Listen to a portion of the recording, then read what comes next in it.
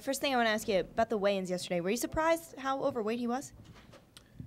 Yeah, a little bit, because for the last, 2 months he was talking about me not making weight because I was a big lightweight supposedly, and, when he came in heavy, I was really surprised, but it was kind of funny to me, kind of hear the eater's own words, so.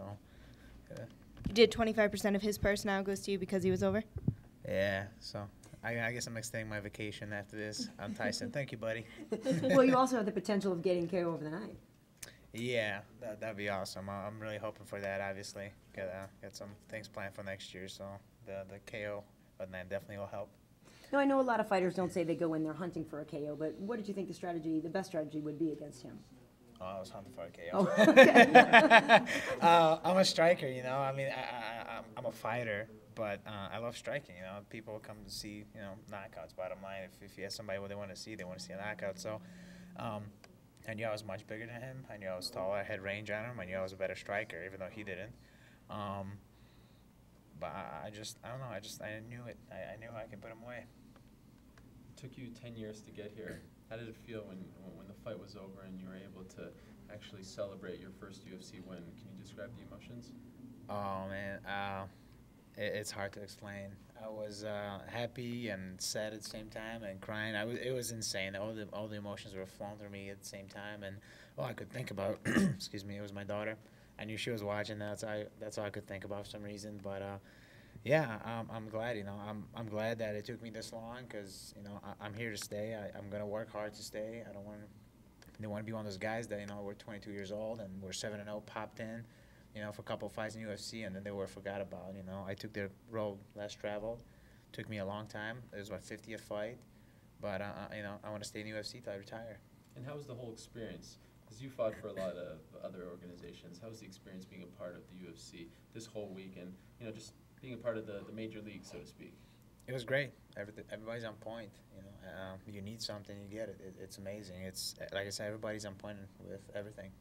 And what about the cut? Your first time down at 145, how'd you feel? It was awesome. I know it sounds weird, but it was easier making 46 than it was making 55 before.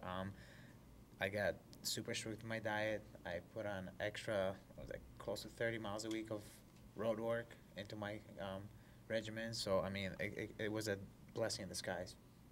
You have talked about having so many fights. Does your mental game change at all in the locker room or just in the weeks leading up now that you've had so many under your belt, but this one being a UFC debut?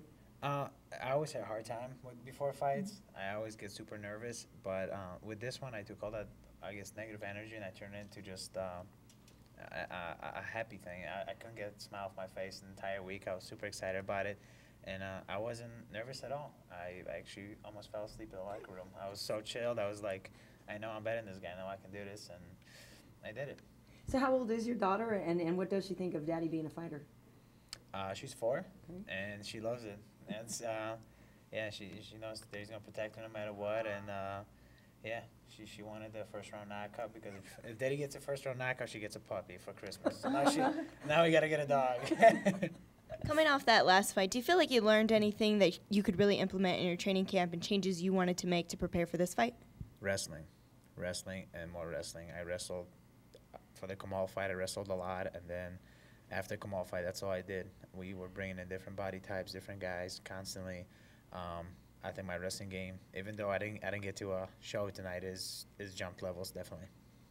And just for the record, did you not want the puppy, and that's why you made the deal because you were going to maybe try to knock him out in the second round, or are you okay with getting the puppy?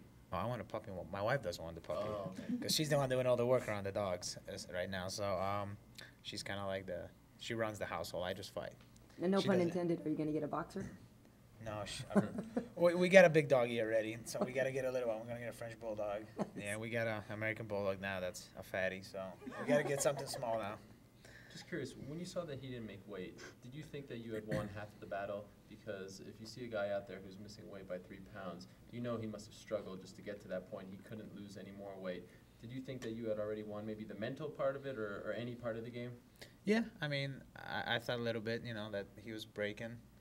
But, first thing that came to my mind was, I'm getting extra cash. It doesn't matter.